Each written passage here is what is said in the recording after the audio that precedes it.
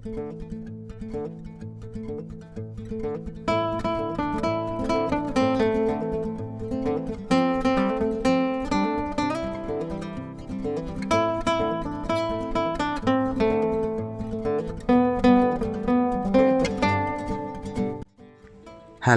assalamualaikum warahmatullahi wabarakatuh. Jumpa lagi ya sama saya Sitanisi Deso. Gimana kabar sobat semua? Baik-baik saja ya. Oke, di depan kita ini ada HP Sultan Samsung Note 9. Iya. Wow. Samsung Note 9 comeback. Jadi HP ini kasusnya panjang ya. Awalnya masuk air, lalu mesin konslet, sama pemilik dibelikan HP rusak ya, tapi mesin normal LCD kedip. Lalu di video sebelumnya saya coba pindah konektor LCD-nya, yang diharapkan untuk LCD yang masuk air itu bisa normal ya. Tapi ternyata setelah saya pindah tidak muncul gambar, masih tetap ya. Akhirnya saya kembaliin ya konektor LCD-nya. Nah, betapa kagetnya kemarin beliau datang ke counter, bawa LCD. Wow, amazing. Wah, Sultan mah bebas. Namun catatannya, ini LCD tidak normal dan berharap untuk bisa diperbaiki. Nah, kali ini kita akan coba bahas ya, sebetulnya LCD yang gimana sih yang dibeli beliau. Wah, ini panjang banget guys.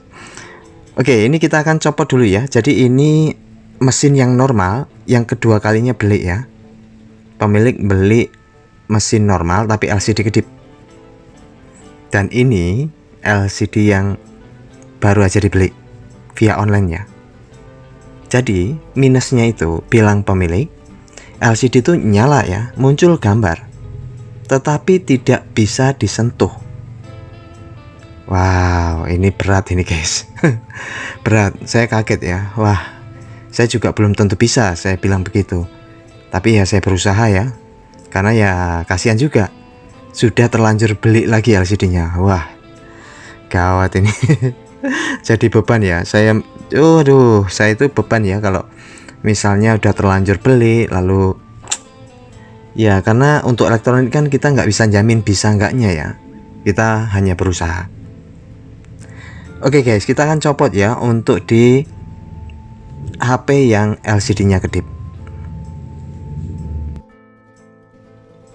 Oke, jadi singkat cerita, pemilik atau customer itu menceritakan ya, beberapa hari yang lalu dia beli LCD via online. Di dalam deskripsinya itu tertera bahwasanya LCD yang dia beli kondisi nyala, muncul gambar, tapi tidak bisa disentuh. Bisa jika dilakukan dengan S Pen. Wah, ini unik ya kasusnya. Jika dengan S Pen dia tuh bisa, tapi dengan sentuh tangan dia tidak bisa. Pusing guys. Kasusnya lumayan berat ya, unik. Nah, ini kan jadi pikiran ya buat saya. Wah, saya juga belum bisa pastiin ini bisa berhasil, tapi buat pembelajaran kita semua ya. Siapa tahu ya hoki berada di tempat kita. Oke, jadi kita akan mastiin dulu ya hasil pembelian LCD yang dilakukan oleh beliau. Sekali lagi, Sultan mah bebas, mau beli LCD berapa kali pun bebas.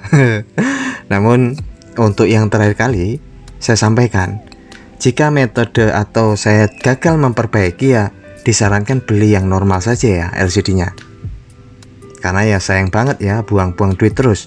Saya tidak tahu pasti ya ini belinya berapa LCD minus ini. Ya inilah lika-liku kerusakan di LCD AMOLED. Kadang itu ya bikin kita puyeng juga ya pengguna Samsung yang LCD-nya rusak. Kita mesti cari yang LCD minusan, baik green screen ataupun baik yang shadow ataupun yang nompel, yang penting muncul gambar. Ini saking mahalnya LCD AMOLED. Oke guys, nah ini sudah saya coba, tapi ternyata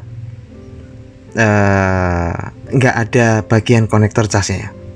Jadi memang mungkin ya ini dijual hanya LCD aja ya, jadi hanya LCD plus frame tapi tidak didapati konektor casnya.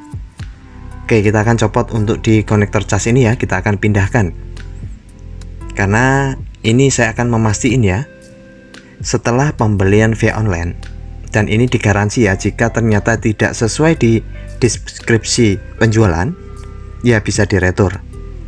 Itulah mengapa ini saya dokumentasikan sebagai bukti ya untuk beliau atau customer yang beli LCD ini. Nah, ini saya pindahkan dulu untuk di bagian konektor casnya. Ya, pertimbangannya untuk yang copotan LCD normal itu harganya masih kepala 2 juta ke atas ya, bahkan ada yang 3 juta. Nah, ini kemungkinan besar ya customer ini beli ini ya mungkin 400 atau 500, saya kurang tahu ya. Yang jelas minus yaitu nggak bisa disentuh. Bisa disentuh menggunakan S Pen. Aneh ya, pakai S Pen bisa, pakai sentuh biasa nggak bisa. Ya itulah elektronik ya. Oke guys, kali ini kita akan mendokumentasikan ya, dan sekaligus mereview hasil pembelian beliau. Jadi kita akan tes, kita akan cek bareng-bareng apakah sesuai yang ada di deskripsi. Nah, ini saya pasang seperti ini ya. Jadi ya begini sih memang ya, kalau HP Sultan ya kasusnya Sultan juga. Iya. Wah, ini saya sampai lupa ya, ini berapa episode berapa ini kira-kira panjangnya Samsung Note 9.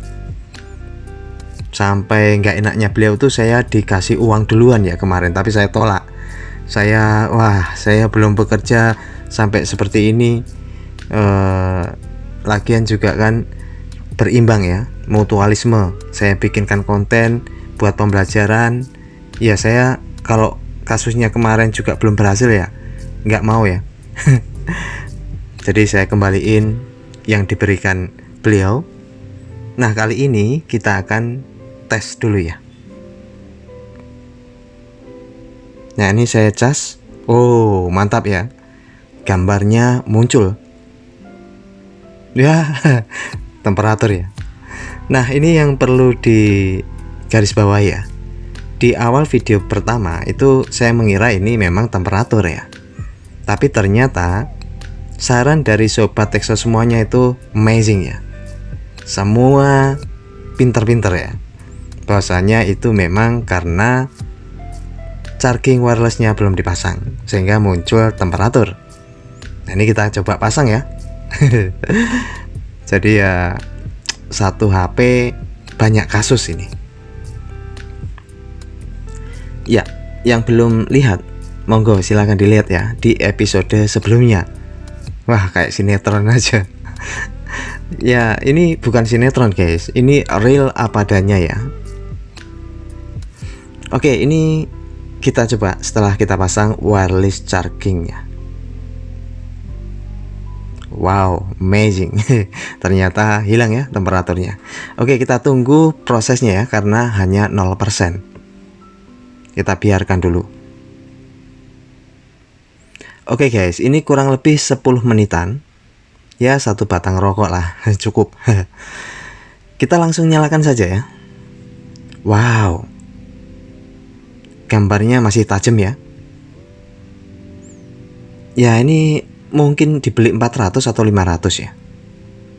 Tapi kondisi minus, tidak mau disentuh. Nah, betul sekali ya. Wow, tidak mau disentuh. Waduh. Ya memang ini ya, mudah-mudahan pemilik nonton. Jadi ini barang yang saya terima, saya sudah cek dan tes, ternyata betul ya. muncul display tapi tidak bisa disentuh. Nah, ini saya akan nyari S Pen nya dulu. Kebetulan untuk HP yang lama punya beliau yang masuk air itu kan ada S Pen nya ya. Kita akan coba. Oke, apa? Oh, mantul ya. Wow, dengan S Pen respon cepat. Atau gini aja lah, nggak usah diperbaiki ya. Jadi gunakan S Pen aja. Mungkin beliau nonton dan bisa tulis kolom komentar ya. Jadi kemana-mana bawa pennya aja. Nah, ini kan sama sekali nggak mau disentuh ya.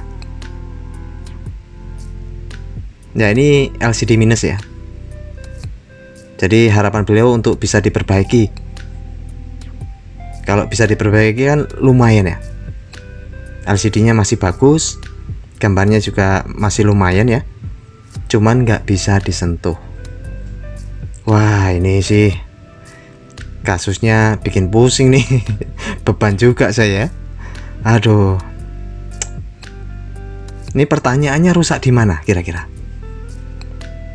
Apakah di hardware?